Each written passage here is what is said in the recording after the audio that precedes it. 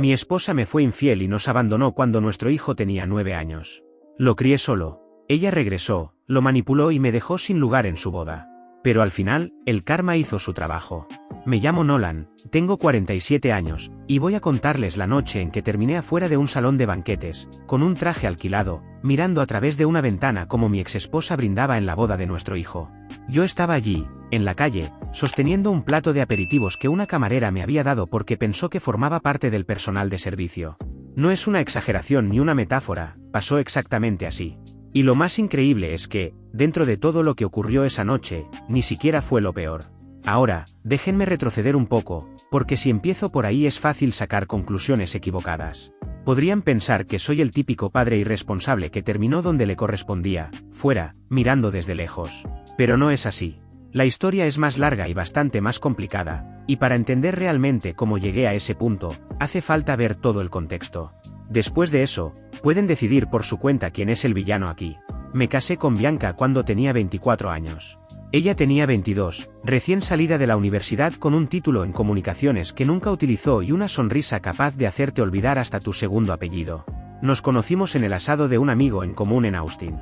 En menos de 6 meses, estaba arrodillado en la sala de sus padres como un tonto, con un anillo que no podía permitirme y un discurso que había ensayado 14 veces frente al espejo del baño. Dijo que sí. Su padre parecía querer decir algo muy distinto, pero se limitó a estrecharme la mano y pedirme que cuidara de su hija. Le prometí que lo haría, y durante un tiempo cumplí. Conseguimos un pequeño apartamento cerca de South Lamar, de esos con paredes delgadas y una cocina tan reducida que tenías que elegir entre abrir la nevera o pararte dentro. Yo trabajaba como soldador en un taller de fabricación, con jornadas de 50 horas semanales. Bianca trabajaba medio tiempo en una boutique del centro, aunque pasaba la mayor parte del tiempo hablando de su sueño de convertirse en bloguera, algo que en 2005 básicamente significaba tener una página en internet y una buena cámara. Le compré la cámara. Pensé que estábamos construyendo algo juntos. Cuando nació nuestro hijo Tobías, sentí que el pecho me iba a estallar. No de miedo, sino de amor. Ese pequeño, con su abundante cabellera oscura, me miraba como si yo fuera la persona más importante del mundo. Y durante los primeros años, todo parecía funcionar. Me ascendieron a soldador principal. Bianca se quedó en casa con Tobías y nos mudamos a una pequeña casa en Round Rock, con un patio trasero lo bastante grande para un columpio. Lo construí yo mismo un sábado, mientras Tobías me observaba desde su hamaca y yo ajustaba cada tornillo con cuidado. Pero con Bianca pasaba algo, siempre necesitaba sentirse el centro de atención. Al principio no era algo malintencionado, simplemente, si los reflectores no estaban sobre ella, se ponía inquieta. Cuando Tobías empezó la escuela y dejó de depender de ella a cada momento, ese vacío se hizo más evidente. Empezó a salir más, noches con amigas, viajes de fin de semana, un nuevo círculo social que yo no conocía y que, al parecer, tenía muchas opiniones sobre lo aburrida que era nuestra vida. En ese momento no le di demasiada importancia. Pensé que solo estaba adaptándose a una nueva etapa. Yo también estaba cansado. Pasar todo el día soldando y luego llegar a casa para encargarme del baño, revisar tareas y reparar el lavaplatos por tercera vez en el mes no era precisamente glamoroso. Pero, aún así, me gustaba. Me gustaba ser el padre de Tobías. Me gustaban esos momentos simples, como sentarme con él en el porche trasero a atrapar luciérnagas en un frasco, mientras Bianca estaba adentro, distraída con el teléfono. No me di cuenta de cuándo empezó a crecer la distancia entre nosotros. Estaba demasiado ocupado tratando de estar presente para la única persona que realmente quería que yo estuviera ahí. La infidelidad comenzó cuando Tobías tenía 8 años, aunque yo no lo supe hasta que cumplió 9. El hombre se llamaba Dalton, un nombre que suena a villano de telenovela y que la verdad, le quedaba perfecto. Era agente inmobiliario, de esos con dientes blanqueados y un BMW arrendado, y Bianca lo había conocido a través de una amiga. Yo me enteré, como lo hace mucha gente, por un mensaje de texto que me dejó el estómago en el suelo. No era nada especialmente dramático, solo un emoji de corazón acompañado de anoche fue perfecto, enviado a las 6 de la mañana, justo mientras yo le preparaba el almuerzo escolar a Tobías. La confronté esa misma tarde, después de que Tobías se fue a dormir. No lo negó, ni siquiera parecía arrepentida. Al contrario, se veía aliviada, como si hubiera estado esperando que yo lo descubriera para no tener que decirlo ella misma. Me confesó que llevaba años siendo infeliz, que yo era aburrido, que llegaba a casa oliendo a metal y sudor, y que quería algo más de la vida que una casa de 3 habitaciones en Round Rock y un esposo que pensaba que un buen viernes por la noche era ver una película con su hijo. Recuerdo que me quedé sentado en la mesa de la cocina después de escuchar todo eso, sin saber qué hacer. Me quedé mirando el dibujo que Tobías había hecho en clase de arte. Era nuestra familia dibujada en crayón, 3 figuras de palitos tomadas de la mano, con un sol grande en una esquina. Y pensé, este niño no tiene idea de lo que está a punto de pasarle a su mundo. 2 semanas después, Bianca se fue. Se mudó al condominio de Dalton, en el centro de Austin. Se llevó su ropa, su portátil, la buena cafetera y de alguna forma, también se llevó la mitad de mi capacidad para confiar en otra persona. Lo que no se llevó fue a Tobías. Dijo que necesitaba tiempo para encontrarse a sí misma, que el apartamento de Dalton no era un lugar adecuado para un niño y que vendría a buscarlo los fines de semana cuando todo se estabilizara. Pero esos fines de semana empezaron a espaciarse. Primero eran unos sí y uno no.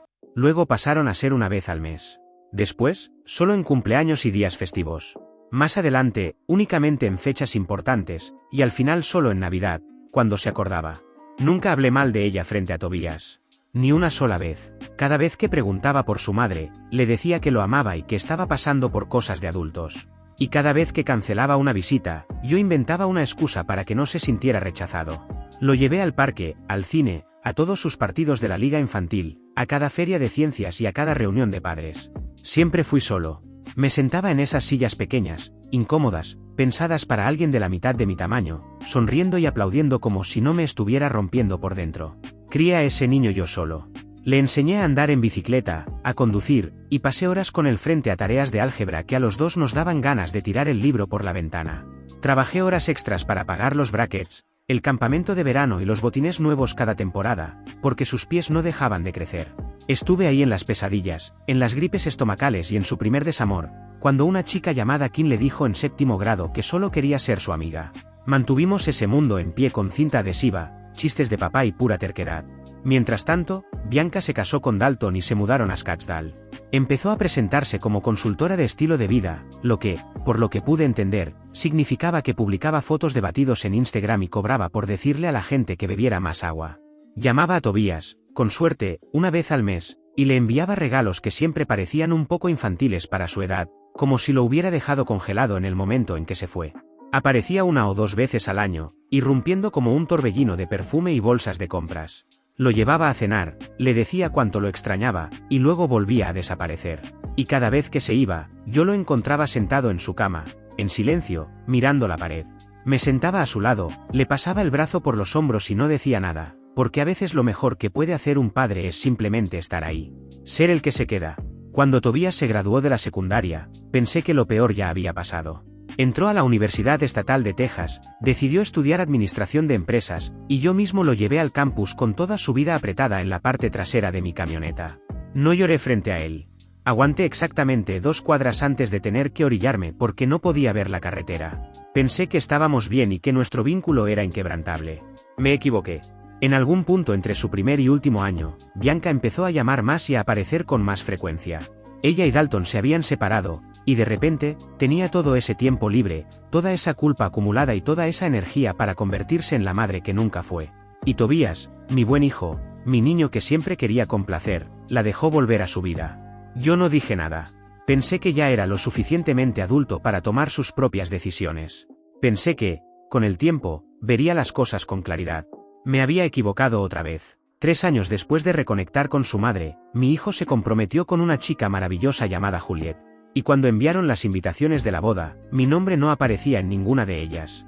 El de Bianca sí, en una elegante cursiva que decía, madre del novio.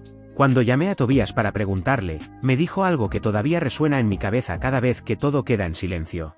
Papá, ella está haciendo un esfuerzo. ¿Puedes dejarle tener este momento? Cuando escuché esas palabras salir de su boca, algo dentro de mí se quebró. Quiero ser justo aquí, porque sé cómo suena. Sé que algunos estarán pensando que debía haber hablado antes, poner límites, tener una conversación real con Tobías sobre cómo me sentía, y tienen razón. Debí haberlo hecho. Pero esto es lo que pasa cuando eres padre soltero durante 15 años, te acostumbras tanto a poner los sentimientos de tu hijo por encima de todo, que olvidas que tú también tienes derecho a los tuyos. Te conviertes en el estable, en el silencioso, en el que recibe el golpe y sigue adelante. Y cuando finalmente alguien te pide que te apartes, tu primer impulso no es resistirte, es ceder. Porque eso es lo que siempre has hecho, resolver, aguantar, callar. Así que, cuando Tobías me pidió que dejara que Bianca tuviera este momento, acepté. Me convencí de que solo se trataba de una invitación, de un detalle sin importancia. Una invitación no significaba nada, Ni siquiera la necesitaba para estar ahí. Era su padre, después de todo. Lo había criado. No existía ninguna versión de esa boda en la que yo no estuviera en el centro, junto a mi hijo. Pero esa versión sí existía, y yo caminé directo hacia ella. La planificación de la boda comenzó unos 8 meses antes de la ceremonia. Los padres de Juliet, Logan y Celeste, una pareja de Dripping Springs, un pequeño pueblo en Texas, se encargaban de la mayor parte de la organización. Me caían bien. Logan y yo conectamos hablando de fútbol americano universitario durante la cena del compromiso, y Celeste siempre me incluía en los mensajes grupales. Pero Bianca se metió en todo como si estuviera produciendo un programa de televisión. Volaba desde Arizona cada 2 meses, asistía a degustaciones de pastel, acompañó a Juliet a comprar el vestido y ayudó a elegir el lugar, las flores y el fotógrafo. Estaba en todas partes. Y cada vez que yo llamaba a Tobias para preguntarle si necesitaba algo de mi parte, me respondía que su mamá ya lo había resuelto. Ya la llamaba mamá. Ya no era Bianca ni su madre. Era mamá. Como si se lo hubiera ganado. Como si asistir a degustaciones de pastel pudiera borrar una década de ausencia. Intenté involucrarme. Ofrecí pagar la cena de ensayo, que tradicionalmente le corresponde a la familia del novio, pero Tobias me dijo que Bianca ya se había encargado. También ofrecí ayudar con el plano de asientos, y me respondió que la madre de Juliet y Bianca ya lo estaban organizando. Incluso le propuse ir a comprar el traje juntos, solo nosotros dos, como cuando íbamos a la barbería cuando era pequeño. Pero me dijo que ya había ido con Bianca a ver a un sastre. Espera, déjame repetir eso. Fue a comprar el traje con su madre. Con la mujer que se fue cuando él tenía 9 años. La misma que eligió un BMW arrendado y a un hombre de dientes blanqueados en lugar de arroparlo por las noches. Ella fue quien tuvo el privilegio de acompañarlo a elegir el traje de su boda. Y yo recibí un mensaje que decía: ya está resuelto, papá. Pero gracias. Me quedé sentado en mi camioneta, en la entrada de la casa, durante casi 40 minutos después de leer eso. Con el motor apagado. Sin moverme. Mirando la puerta del garaje, tratando de entender en qué momento me había convertido en una opción de último momento en la vida de mi propio hijo. La cena de ensayo fue en un asador del centro de Austin, uno de esos lugares donde el menú no muestra los precios. Cuando entré, Bianca ya estaba en la cabecera de la mesa, riendo con las damas de honor de Juliet y llamando a Tobias mi bebé en voz lo suficientemente alta como para que todos la escucharan. Cuando me vio, me dedicó una sonrisa diplomática, de esas que le das a alguien en un evento social cuando no recuerdas su nombre. Nolan, qué bueno que pudiste venir, dijo. Como si yo fuera un invitado. Como si estuviera allí por cortesía y no por derecho. Me senté al final de la mesa, junto a Logan, el padre de Juliet. Sin decir nada, me sirvió una copa de vino y en voz baja, me preguntó: ¿estás bien? Le respondí que sí. No lo estaba. Pero he estado mal tantas veces que aprendí a fingirlo bien. Durante la cena, Bianca dio un discurso sobre lo orgullosa que se sentía de haber visto a Tobias convertirse en el hombre que era. Lo dijo así, sin más. Y nadie reaccionó. Nadie me miró. Nadie pareció recordar que ella lo había visto crecer desde miles de kilómetros de distancia, a través de una pantalla. Yo no di ningún discurso. Nadie me lo pidió. La boda fue 2 semanas después, un sábado de octubre. La luz dorada se filtraba entre los robles que rodeaban un granero restaurado en las afueras de Wimberley.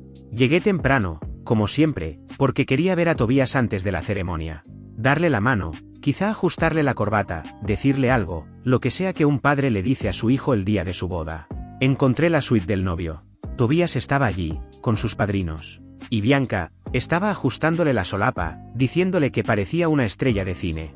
Cuando entré, la habitación no quedó en silencio, pero sí se volvió más contenida, como si mi presencia hubiera bajado la temperatura a medio grado. «Hola, papá», dijo Tobias. Se veía feliz. De verdad feliz. Y no pude enojarme, porque todo lo que siempre he querido es eso, que sea feliz. Esa es la parte más cruel. Cada dolor que me tragué fue para verlo sonreír. Le dije que se veía increíble. Le dije que Juliet era una mujer afortunada. Me lo agradeció. Bianca observó todo el intercambio como si estuviera viendo un documental. No dijo nada al principio, solo miraba. Luego habló. «Tobias, cariño, el fotógrafo nos necesita para los retratos familiares en 10 minutos». ¿Nos necesita? No se refería a todos nosotros. Solo a ella y a él. Había organizado una sesión aparte. No había ninguna para Tobias y para mí. Cuando le pregunté a la coordinadora de la boda, una mujer frenética llamada Renata, revisó el cronograma con expresión confundida y me dijo que solo estaba programada la sesión de la madre del novio. Dije: no importa. ¿Por qué? ¿Qué otra cosa iba a hacer? ¿Armar un escándalo el día de la boda de mi hijo? Así que, una vez más, me hice a un lado. La ceremonia fue hermosa, eso tengo que admitirlo. Juliet estaba impresionante. Tobias lloró en cuanto la vio caminar hacia el altar, y el hombre que dirigía la ceremonia dio un discurso sobre el amor y el compromiso que habría sido realmente inspirador, si yo no hubiera estado sentado en la cuarta fila preguntándome por qué no estaba en la primera. Después de la ceremonia, todos pasaron al granero para la recepción. Fui a buscar mi asiento. Revisé el plano en la entrada, uno de esos tableros elegantes con nombres escritos en caligrafía y tarjetas para cada invitado. Busqué mi nombre. Revisé una mesa. Luego otra. Después todas. Mi nombre no estaba. Me quedé allí parado, quizá 2 minutos completos, leyendo cada tarjeta 2 veces, pensando que me estaba volviendo loco. Busqué a Renata. Ella revisó sus papeles, luego su tableta, y entonces puso esa expresión incómoda que aparece cuando alguien se da cuenta de que algo salió muy mal y no sabe cómo decirlo. Lo siento mucho, señor. Parece que hubo un descuido. Déjeme ver si puedo añadir una silla en alguna mesa. Un descuido. Mi nombre había sido un descuido en la boda de mi propio hijo. Al final, encontró un lugar para mí en una mesa al fondo, junto a unos amigos de la Universidad de Juliet que ni siquiera sabían quién era yo. Me senté allí mientras la mesa principal se llenaba. Tobias, Juliet, los padres de ella, Bianca, el padrino y la dama de honor. 6 asientos. No 7. Luego comenzaron los discursos. Primero habló el padrino, después la dama de honor. Logan dio un brindis hermoso por Juliet. Y entonces Bianca se puso de pie. En la mesa principal. En la boda de mi hijo. Habló sobre la maternidad. Sobre el sacrificio. Sobre cómo ser la madre de Tobias le había enseñado lo que significaba el amor incondicional. La sala entera aplaudió. Tobias la miraba con los ojos llenos de lágrimas. Y yo, no podía respirar. Me levanté de la mesa y salí. Nadie lo notó. El aire frío de la noche me golpeó la cara. Me quedé de pie sobre el camino de grava, junto a una hilera de flores lavandas, mirando a través de una ventana cómo mi exesposa recibía aplausos por un trabajo que nunca hizo. Y pensé, yo debería estar ahí arriba. Ese lugar debería ser mío. Yo fui el que se quedó. Vi el resto de la recepción desde esa ventana. Vi el primer baile. Vi cómo cortaban el pastel. Vi a Bianca llevar a Tobias a la pista para el vals entre madre e hijo. Los vi reír y girar bajo las luces mientras cientos de personas sonreían alrededor de ellos. Y yo, ni siquiera tuve un espacio para abrazar a mi hijo, decirle unas palabras o darle mi bendición en el día más importante de su vida. No estaba en el programa. Me fui alrededor de las 10 de la noche. No me despedí. Subí a mi camioneta y conduje a casa en la oscuridad, todavía con el traje alquilado, todavía con ese discurso repitiéndose en mi cabeza. Me senté en la sala, con las luces apagadas, durante mucho tiempo. No lloré. Esa etapa ya había pasado. Estaba en otro lugar. Uno más plano, más gris. Ese punto en el que el dolor es tan profundo que el cuerpo deja de reaccionar. 3 semanas después, sonó mi teléfono. Era un mensaje de Tobias. Ni siquiera te despediste. Y algo dentro de mí se rompió. Me quedé mirando esas palabras durante mucho tiempo. 5 palabras. Como si yo fuera el que se había ido. Como si yo hubiera sido el que abandonó. La ironía era tan densa que podría haberme ahogado en ella. No respondí de inmediato. En parte porque no sabía qué decir. En parte porque temía que, si empezaba a escribir, todo lo que había guardado durante 15 años saldría de golpe, en un torrente desordenado que, de alguna manera, terminaría convirtiéndome en el villano de la historia. Porque así funciona cuando eres el que siempre calla. El día que finalmente hablas, todos actúan como si tú fueras el problema. Entonces hice lo que siempre hago cuando estoy sufriendo, me fui a trabajar. Para ese entonces, llevaba unos 6 años con mi propio negocio de soldadura y fabricación. Lo había empezado con una camioneta usada, una soldadora portátil y una reputación construida durante más de 2 décadas, llegando a tiempo y haciendo un trabajo limpio. No era una gran empresa, solo éramos yo y 3 hombres, pero teníamos contratos estables con constructoras y rancheros por todo el centro de Texas. Hacíamos portones personalizados, reparaciones estructurales y trabajos de metal ornamental. Trabajo honesto. Del tipo que mantiene las manos ocupadas y la mente lejos de lugares a los que no quieres ir. Pero después de la boda, ya no podía concentrarme. Estaba en medio de una soldadura y la mano me empezaba a temblar. A veces me encontraba sentado solo en el taller a las 5 de la mañana, mirando a la nada mientras ese mensaje se repetía una y otra vez en mi cabeza. Ni siquiera te despediste. Como si todo hubiera sido culpa mía. Como si yo hubiera decidido irme. Como si quedarme afuera, mirando a través de una ventana como mi exesposa ocupaba el lugar que me correspondía, hubiera sido una elección consciente. Carter lo notó. Carter era mi capataz de taller, un exmarine con barba de leñador y la inteligencia emocional de un terapeuta atrapado en el cuerpo de un soldador. Había estado conmigo desde que abrí el negocio y me conocía mejor que la mayoría de las personas en mi vida. Una mañana entró al taller y me encontró sentado sobre un balde, con la careta de soldadura descansando en el regazo. Sin decir mucho, agarró otro balde y se sentó a mi lado. ¿Quieres hablar de eso o prefieres que finja que estás bien?, me preguntó. Y entonces le conté todo. La boda, el plano de asientos, el discurso, la ventana, el mensaje, todo. Cuando terminé, se quedó callado unos segundos, frotándose la mandíbula, como si estuviera decidiendo entre decir algo prudente o algo completamente honesto. Al final eligió la honestidad. Nolan, te has pasado la vida siendo el tipo que siempre se queda callado para mantener la paz. Y eso habla bien de ti. Pero en algún momento tienes que preguntarte si ser el más noble no te costó a la persona que más te importaba. Eso me golpeó como un martillo. Porque tenía razón. Había pasado tantos años intentando ser el padre correcto, el que nunca hablaba mal de su ex, el que jamás obligó a su hijo a escoger un bando, el que se tragaba el orgullo una y otra vez por mantener la paz, que permití que la historia se reescribiera sin mí. Bianca regresó y se reinventó como la madre devota. Y como yo nunca la contradije, Tobías lo creyó. Claro que lo creyó. Era apenas un niño cuando ella se fue, y años después volvió con una sonrisa perfecta, una tarjeta de crédito y todo el tiempo del mundo para aparentar que siempre había estado ahí. Mientras tanto, yo llegaba con las manos llenas de callos, una lonchera vieja y el mismo silencio de siempre. Empecé terapia 2 semanas después. Encontré a la doctora Colette, una especialista en distanciamiento familiar. En la primera sesión, me pidió que describiera mi relación con Tobías en una sola oración. Le dije. Le di todo y él ni siquiera lo sabe. Ella me sostuvo la mirada unos segundos antes de responder. Eso no es una relación, Nolan. Es un sacrificio que nadie te pidió que documentaras. Dolió escucharlo. Pero tenía razón. Había llevado un registro mental de todo, cada pañal cambiado, cada partido al que asistí, cada noche sin dormir, cada lágrima que limpié. Y en el fondo estaba resentido porque Tobías no llevaba esa misma cuenta. Pero él tenía 26 años. No recordaba los detalles pequeños. Y mientras yo guardaba silencio, Bianca había llenado todos esos espacios con su propia versión de la historia. Una donde se fue porque estaba sufriendo, no porque fue egoísta. Una donde regresó porque amaba a su hijo, no porque la dejaron sola y necesitaba a alguien. La doctora Colette me dijo que dejara de enterrar la rabia, que la sintiera de verdad. Y después de eso, que decidiera qué quería realmente. No lo que un buen padre debía querer. No lo que los demás esperaban de mí. Sino lo que yo, Nolan, quería de verdad. Y la respuesta era simple. Quería que mi hijo me viera. De verdad me viera. Aunque fuera una sola vez. Pero antes de que eso pudiera pasar, tenía que poner mi propia vida en orden.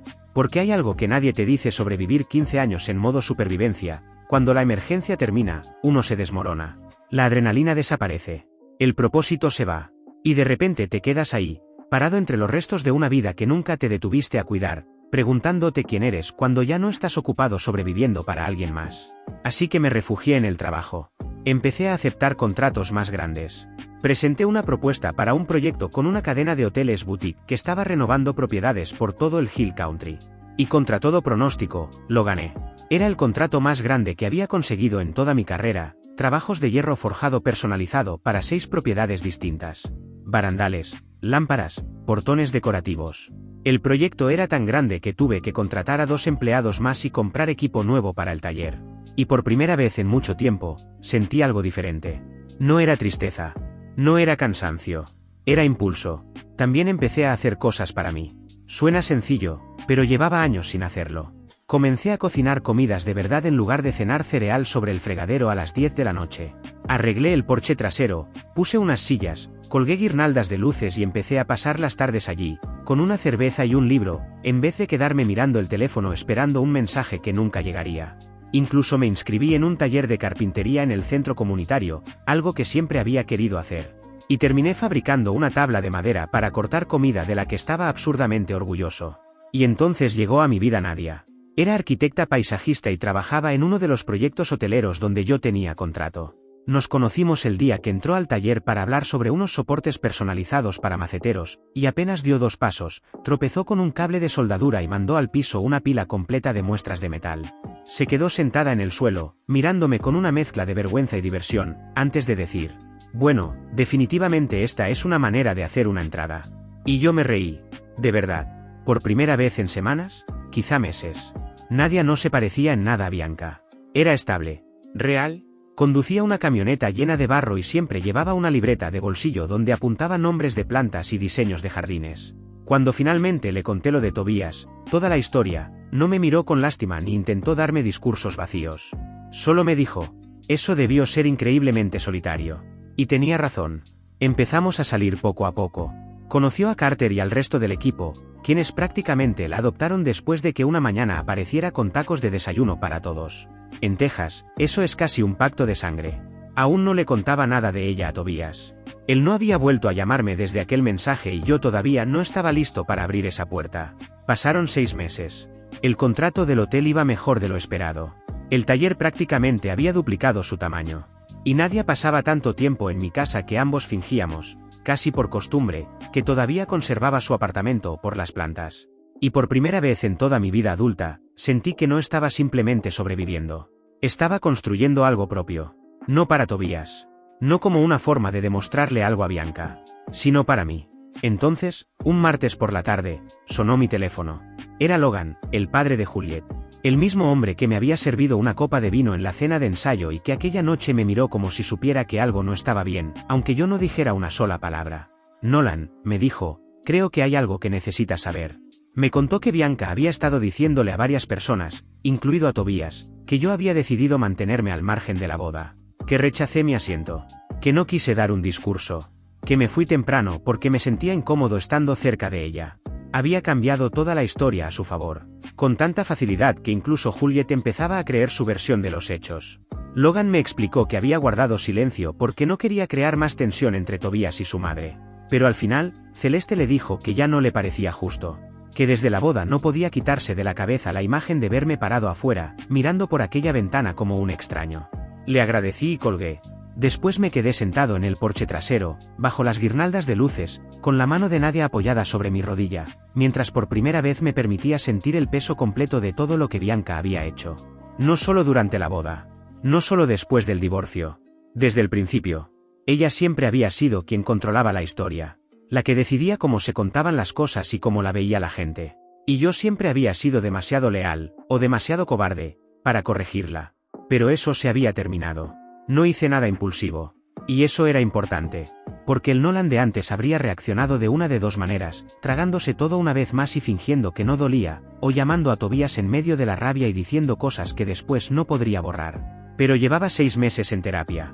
Y si la doctora Colette me había enseñado algo, era esto: la verdad no necesita gritos. Solo necesita pruebas. Así que empecé escribiendo una carta. No una carta llena de rabia. No un ataque. No un intento de poner a Tobías en contra de su madre. Solo un relato claro, tranquilo y honesto de lo que realmente había pasado. Escribí sobre el plano de asientos. Sobre no haber tenido ni un solo momento especial con mi hijo durante la boda. Sobre quedarme afuera, mirando todo desde una ventana. Escribí sobre cada fin de semana que Bianca canceló. Cada cumpleaños que olvidó. Cada vez que yo tuve que inventar una excusa para que Tobías no sintiera que su propia madre lo estaba dejando atrás. Cuando terminé la carta, la releí varias veces. Pero no la envié. Todavía no. La doctora Colette me dijo que esa carta era, antes que nada, para mí. Para sacar todo aquello de mi cabeza y verlo por escrito. Para entender que no estaba exagerando ni recordando mal las cosas. Que lo que había vivido era real. Y que tenía derecho a sentir dolor por ello. También volví a llamar a Logan. No para pedirle que hablara por mí, sino para hacerle una pregunta simple. ¿Juliet sabe la verdad? Me dijo que tenía sospechas. Que durante la boda hubo demasiadas cosas que no le parecieron normales, que el padre del novio estuviera sentado en una mesa al fondo, que nadie me pidiera decir unas palabras, que Bianca pareciera estar controlando cada momento del evento. Pero nunca insistió demasiado, porque cada vez que alguien tocaba el tema, Tobías se cerraba por completo. Mi papá es complicado, decía antes de cambiar de conversación. ¿Complicado? Lo había criado solo durante 15 años, y aún así yo era el complicado. Mientras tanto, Bianca había desaparecido durante gran parte de su vida, y ahora todos la trataban como si estuviera redimida. Hay una crueldad muy particular en eso. Entonces Logan me contó algo que no esperaba. Bianca llevaba meses pidiéndoles dinero a Tobías y a Juliet. No cantidades exageradas, pero sí constantes. $1000 aquí. 2000 allá. Siempre con una historia distinta, problemas con el coche, facturas médicas, una supuesta inversión que necesitaba apoyo urgente. Y nunca devolvía nada. Celeste había empezado a llevar la cuenta después de que Juliet mencionara el tema una noche durante la cena. Según sus cálculos, Bianca ya les había sacado más de $15,000 desde la boda. Guardé esa información en silencio. No como un arma, sino como otra pieza más del rompecabezas. Porque cada vez era más evidente que Bianca no había regresado a la vida de Tobías por amor. Había regresado porque necesitaba algo de él. Y esas dos cosas no son lo mismo. Durante las semanas siguientes, intenté actuar con calma y pensar las cosas con claridad. Nadie me ayudó sin que yo siquiera tuviera que pedírselo. Ella era el tipo de persona que, cuando veía un problema, empezaba automáticamente a buscar la manera de organizarlo y resolverlo. Fue ella quien me sugirió reunir todo. No solo recuerdos, pruebas reales, fotos, documentos escolares, recibos médicos, registros de llamadas y mensajes. Cualquier cosa que mostrara quién había estado realmente presente en la vida de Tobías todos esos años. Así que empecé a revisar cajas viejas en el garaje. Y lo que encontré casi me rompió otra vez, aunque de una manera completamente distinta. Ahí estaban todos los boletines de calificaciones de Tobías, firmados por mí. Todos los permisos escolares. Todos los formularios médicos donde mi nombre aparecía como contacto de emergencia. Encontré también una carpeta llena de proyectos escolares que había hecho durante la primaria. En varios de ellos, en la parte donde decía mi familia, Tobías me había dibujado solamente a mí. No había madre. No había nadie más. Solo un dibujo sencillo de un hombre alto, de cabello castaño y una sonrisa enorme, con una palabra escrita encima, papá. Tuve que sentarme después de ver eso. Porque durante años me convencí de que quizá no había sido suficiente. Que tal vez había fallado en algo. Pero esos dibujos no mentían. Los niños pequeños no inventan ese tipo de cosas. También encontré los registros telefónicos antiguos. Los había guardado durante el divorcio porque mi abogado me aconsejó documentar todo. Y ahí estaba la verdad, impresa en blanco y negro. El primer año, Bianca llamaba quizá 2 veces al mes. Después pasó a 1 vez al mes. Luego las llamadas empezaron a desaparecer casi por completo. Hubo periodos enteros de 3 meses sin una sola llamada para su hijo. Lo tenía todo. Nadie me ayudó a organizar cada documento dentro de una carpeta. No lo hizo parecer un expediente legal ni algo dramático. Solo puso todo en orden, año por año, de una manera simple y clara. Cualquiera que lo viera podía entender la historia completa, quién había estado presente, y quién no. También hice algo que jamás pensé que haría. Empecé a contactar personas de la infancia de Tobías. Llamé a Colby, su antiguo entrenador de la liga infantil, quien todavía recordaba la forma extraña en que Tobías agarraba el bate cuando estaba nervioso. Hablé con la señora Emberton, su maestra de 3er grado, que incluso conservaba una nota que yo le escribí agradeciéndole la paciencia que tuvo con él en los meses posteriores a la partida de Bianca. También hablé con Vera, mi antigua vecina, quien cuidaba de Tobías cuando yo tenía que trabajar hasta tarde y que parecía recordar cada detalle de aquellos años. Y todos, absolutamente todos, decían lo mismo. Nolan estuvo ahí. Bianca no. No estaba armando un caso legal. Estaba reconstruyendo la verdad. Una verdad que había sido borrada lentamente por alguien que era mucho mejor inventando historias que viviendo las consecuencias de ellas. Mientras tanto, las cosas con Bianca empezaban a empeorar. Según Logan, ella había comenzado a pedirle dinero con más frecuencia a Tobías y a Juliet después de que la desalojaran de su apartamento. Y además había empezado a sembrar pequeñas ideas contra Juliet, comentarios disfrazados de preocupación, insinuando que era controladora, que Tobías necesitaba defender su independencia y que la familia debía estar por encima de todo. Manipulación disfrazada de amor maternal. Pero Juliet, para su enorme mérito, no cayó en eso. Había crecido con Logan y Celeste, probablemente 2 de las personas más equilibradas y emocionalmente sanas que he conocido. Detectaba la manipulación casi de inmediato. Le dijo a Tobías que creía que su madre lo estaba usando. Y eso provocó la primera discusión realmente seria en su matrimonio. Según Logan, después de que la pelea terminó y todo se calmó, Tobías se quedó sentado solo en la cocina y dijo algo que más tarde Juliet le repitió a sus padres. Ya no sé a quién creerle. Y en el momento en que escuché eso, entendí que esa era mi oportunidad. No para destruir a Bianca. No para humillarla. No para aparecer diciendo, te lo advertí. Sino para hacer algo que no había hecho en muchos años. Dejar que la verdad hablara por sí sola. Llamé a Tobías. No respondió. Volví a llamar. Buzón de voz. Entonces le envié un mensaje. Me gustaría verte. Sin presión y sin discutir. Solo hablar. Pasaron 3 días sin respuesta. Y luego, un jueves por la noche, apareció un mensaje de 4 palabras. Este fin de semana. Nos encontramos en un local de barbacoa en Lockhart, un pequeño pueblo de Texas. Era un lugar neutral, con humo constante saliendo de la cocina, mesas largas de madera y suficiente ruido por el partido en la televisión como para que nadie prestara atención a nuestra conversación. Llegué temprano, como siempre. Me senté en una mesa al fondo, con la carpeta guardada dentro de una bolsa de lona junto a mis pies y un nudo en el estómago tan pesado como una pelota de béisbol. Y cuando Tobías entró, casi no lo reconocí. No porque se viera diferente, sino porque se veía agotado. No era un cansancio físico que se arreglara durmiendo unas horas.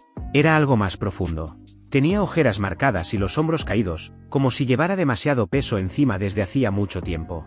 Se veía como yo me sentí durante gran parte de mis 30. Se sentó frente a mí. «Hola, papá». Y por un instante volví a aquella sala de hospital, 26 años atrás. Volví a verme sosteniendo a un bebé de abundante cabellera oscura entre los brazos, prometiéndome en silencio que iba a protegerlo de todo lo que pudiera hacerle daño. No lo hice perfecto, pero estuve ahí. «Hola, hijo», le dije. «Gracias por venir». Pedimos comida y hablamos de cosas normales al principio. Le pregunté por Juliet, por el trabajo, por el nuevo apartamento. Él me preguntó por el negocio, y le conté sobre los contratos del hotel y la expansión del taller. No mencioné a Nadia. Todavía no. Una cosa a la vez. Cuando retiraron los platos y el ruido del restaurante se convirtió en un murmullo lejano, saqué la carpeta y la puse sobre la mesa. Antes de decir nada, le dije: «Quiero que sepas que no hago esto para lastimarte. Y tampoco para ponerte en contra de tu madre. Lo hago porque mereces conocer lo que realmente pasó. Todo. Después de eso, podrás decidir qué hacer con esta información. Pero al menos una vez quiero que escuches la verdad de mi parte, porque debí habértela contado hace mucho tiempo». Tobías miró la carpeta. Luego me miró a mí. Después volvió a mirar la carpeta. «¿Qué es esto?», preguntó. Abrí la primera página. Era un formulario de inscripción escolar del 2009. Padre: Nolan Carver.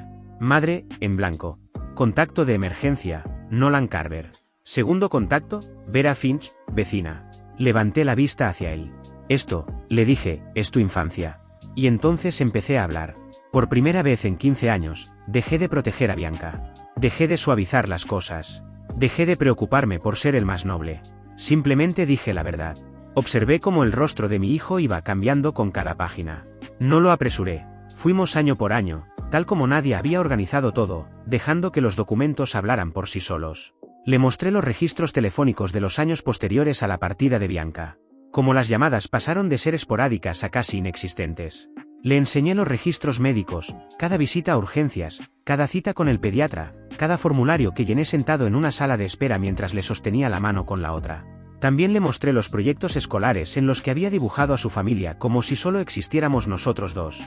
Esos los observó durante más tiempo que el resto. Después le hablé de las noches. De esas noches de las que nunca había hablado con nadie. La noche en que le dio una tos tan fuerte y le costaba tanto respirar que tuve que llevarlo al hospital a las 2 de la madrugada, y pasé 4 horas sentado en una silla de plástico porque no tenía a nadie a quien llamar. La noche de su 10º cumpleaños, cuando Bianca prometió que vendría y nunca apareció. Como manejé por 3 tiendas distintas hasta encontrar exactamente el set de Lego que quería, solo para evitar que ese día terminara convertido en otro recuerdo triste. Le conté también cómo la cubrí durante años. Cuando cancelaba visitas, le decía que era por trabajo. Cuando olvidaba llamarlo en Navidad, le decía que las líneas estaban caídas. Y cuando enviaba regalos de la talla equivocada, los devolvía en silencio, compraba la talla correcta, y volvía a poner su nombre en la tarjeta. El rostro de Tobías permaneció completamente inmóvil. No estaba llorando. Estaba haciendo lo mismo que hacía de niño cuando algo le dolía demasiado y no quería mostrarlo, la mandíbula tensa, la mirada fija al frente, como si estuviera intentando mantenerse entero únicamente por fuerza de voluntad. Lo reconocí enseguida, porque yo había hecho exactamente lo mismo en la boda. Ella me dijo que no querías dar un discurso en la boda, dijo en voz baja. Me dijo que le habías dicho a la coordinadora que no te sentías cómodo. Nunca me lo pidieron, respondí. Y tampoco había un lugar para mí en la mesa principal.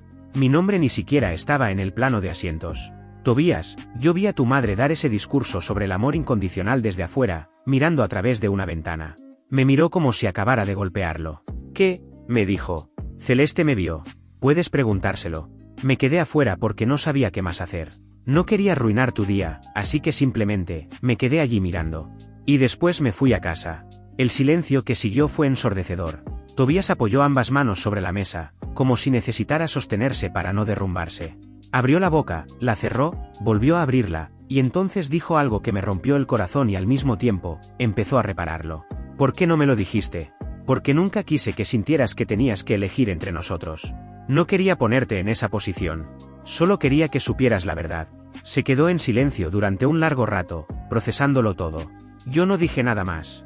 La doctora Colette me había enseñado que, a veces, lo más poderoso que uno puede hacer es decir la verdad y dejar que la otra persona se quede sola con ella, sin intentar controlar lo que siente o lo que hará después. Así que eso hice. Lo dejé pensar. Después de unos minutos, Tobías sacó el teléfono del bolsillo. Revisó algo en la pantalla y vi cómo su expresión empezaba a cambiar poco a poco. Estaba leyendo mensajes antiguos de Bianca. No sé exactamente qué encontró. Pero fuera lo que fuera, confirmó algo dentro de él. Bajó el teléfono lentamente y se frotó los ojos con ambas manos. Ella me dijo que tú te alejaste, dijo al final. Que después del divorcio dejaste claro que no querías que estuviera en mi vida. Que intentó acercarse, pero que tú se lo hiciste difícil. Sentí un nudo en el pecho. Tobías, yo te llevaba a su hotel cada vez que ella se tomaba la molestia de aparecer. Te empacaba tu pijama favorita y ese dinosaurio de peluche que llevabas a todos lados. Y después me quedaba esperando en el estacionamiento hasta que te devolvía. Nunca le hice las cosas difíciles. Hice todo lo posible para que siguieras teniendo una madre, incluso cuando ella ya se había ido. Tobías bajó la cabeza. No era vergüenza lo que había en su rostro. Era duelo. Ese tipo de dolor que aparece cuando descubres que la historia en la que viviste durante años no era completamente real. Cuando entiendes que muchos de los cimientos sobre los que construiste tu mundo eran, en realidad, la versión de otra persona. Lo siento, papá, dijo en voz baja. Negué con la cabeza. No tienes que disculparte conmigo. Eras un niño. Y ella era tu madre. Le creíste porque querías creerle. Porque necesitabas que fuera verdad. Lo entiendo. Nunca te culpé por eso. Tragó saliva antes de volver a hablar. Pero la boda, ni siquiera me di cuenta de que te habías ido. Eso tampoco fue culpa tuya. Te estabas casando. Tenías que estar concentrado en Juliet y en ese momento de tu vida. Las personas que debían asegurarse de que yo estuviera incluido no lo hicieron, y yo también debía haber hablado. Esa parte sí me correspondía a mí. Nos quedamos allí más de una hora. Tobías empezó a hacer preguntas. Muchas. Sobre los años en los que guardé silencio. Sobre todas las cosas de las que lo protegí sin que él lo supiera. Y yo le respondí todo con honestidad. Cuando me preguntó si yo sabía lo del dinero que Bianca le había estado pidiendo a él y a Juliet, le conté lo que Logan me había revelado. En cuanto escuchó eso, su mandíbula se tensó de una manera que me dejó claro que el asunto era más grave de lo que me había contado. Antes de irnos, también le hablé de Nadia. Le dije que era amable, estable, y que por primera vez en mucho tiempo, me hacía sentir que tenía derecho a una vida más allá de ser solamente su padre. Entonces me miró con una expresión que no veía desde que era niño. Había sorpresa en sus ojos, pero también algo más cercano al asombro. Como si, por primera vez, estuviera viéndome como una persona completa, y no únicamente como papá. Quiero conocerla, dijo. Sonreí un poco. La vas a conocer, le respondí. Lo que vino después no ocurrió de inmediato. Las reconciliaciones de verdad nunca pasan de un día para otro. Pero, poco a poco, empezó a suceder. Tobías empezó a unir las piezas por su cuenta. Habló con Logan y Celeste, quienes le contaron todo lo que habían visto en la boda. También habló con Colby, su antiguo entrenador, quien le confirmó que yo jamás me había perdido uno solo de sus partidos. Incluso habló con la señora Emberton. Ella todavía conservaba la nota que le escribí 18 años atrás agradeciéndole por ayudarlo en la escuela después de que Bianca se fuera. Según me contaron después, Tobías tuvo que detener el coche camino a casa porque las lágrimas no lo dejaban ver la carretera. Y finalmente, también habló con Bianca. Yo no estuve presente en esa conversación, pero Juliet me llamó después para contarme lo que pasó. Me dijo que Tobías la enfrentó con calma. Le mostró todo lo que había descubierto y le pidió una explicación. La reacción de Bianca fue exactamente la que esperaba. Lloró, cambió de tema, intentó echarme la culpa y dijo que yo lo había manipulado, que la carpeta no era más que propaganda. Pero la verdad tiene algo poderoso. Cuando está respaldada por pruebas, recuerdos y distintas personas contando la misma historia, deja de ser fácil negarla. Ella nunca volvió a llamar. Eso fue hace 8 meses. Con el tiempo, empezaron a llegarme noticias de ella. No porque yo las buscara, sino porque, en historias como esta, la verdad siempre termina encontrando la manera de salir a la superficie. Supe que el dinero que le había estado sacando a Tobías y a Juliet lo había gastado sin ningún control, y que las cosas ya no le estaban saliendo bien. Tenía deudas acumuladas y por lo que entendí, llevaba tiempo intentando sostener una vida que se le estaba desmoronando poco a poco. Y para mi sorpresa, cuando me enteré no sentí gran cosa. Ni satisfacción, ni rabia, ni siquiera tristeza. La vida de Bianca había dejado de ser asunto mío mucho antes de que yo lograra aceptarlo de verdad. Ya no me importaba lo que hiciera, a dónde fuera o cómo terminara todo para ella. En cuanto a Tobías y a mí, seguimos reconstruyéndonos. El mes pasado, él y Juliet vinieron a cenar a la casa. Nadia preparó carne a la brasa y sinceramente, creo que por eso Tobías ahora la llama todos los domingos. Pasamos la tarde en el porche trasero, bajo las luces cálidas, haciendo lo que siempre se nos dio mejor, simplemente estar juntos. Sin esfuerzo, sin tensión. Como cuando él era niño y sentíamos que el mundo entero éramos solo nosotros dos. Esa noche me pidió rehacer los retratos familiares. Pero esta vez bien, dijo. Solo nosotros, Tobías, Juliet, Nadia y yo. Nos tomamos las fotos en el taller porque, según él, ahí viven sus recuerdos reales. El fotógrafo capturó una imagen justo en el momento en que todos estábamos riéndonos, porque Nadia volvió a tropezarse con el mismo cable de soldadura que la hizo caer el día que la conocí. Esa fotografía ahora está enmarcada sobre la repisa de mi sala, justo al lado de un viejo dibujo en crayones de 3 monitos tomados de la mano bajo un sol enorme, que Tobías hizo cuando era niño. Antes eran 3 figuras. Ahora, de alguna manera, siento que son 4. Y el sol sigue brillando. La semana pasada, Tobías me llamó un miércoles por la tarde. No había ningún motivo especial. Solo quería hablar. Terminamos conversando de fútbol, de recetas para la carne a la brasa y de si el sofá nuevo que había comprado era demasiado firme. Y justo antes de colgar, dijo algo que llevaba 26 años esperando escuchar. Oye, papá, quiero que sepas que te veo. Veo todo lo que hiciste por mí. Y lamento haber tardado tanto en entenderlo. Sentí que algo dentro de mí finalmente descansaba. Le dije que no tenía nada que lamentar. Y también le dije que lo amaba. Después colgué el teléfono. Me quedé sentado en el porche, viendo cómo el cielo se teñía de dorado y rosado sobre los robles, y por primera vez en mucho tiempo me permití sentirlo todo. No el dolor. No la rabia. No el duelo. Solo esa calma profunda y abrumadora que llega cuando finalmente eres visto por la persona que más importa. Tengo 47 años. Tengo un negocio que construí desde cero. Una mujer que se tropieza con todo, y que aún así me sigue eligiendo cada día. Y un hijo que, por fin, conoce la historia completa. Mi exesposa ahora es apenas una nota al pie. La boda, un recuerdo que ya no me duele sostener. Y ese mensaje, ni siquiera te despediste, ya no resuena en el silencio como antes. Porque ahora, cuando todo se queda en calma, lo que escucho es lo último que Tobías me dijo antes de colgar aquella tarde de miércoles. Hablamos mañana, papá. Y así fue. Gracias por ver. Si aún no te has suscrito, por favor hazlo y activa la campana de notificaciones para mantenerte al día con más historias impactantes de la vida real que suceden a tu alrededor.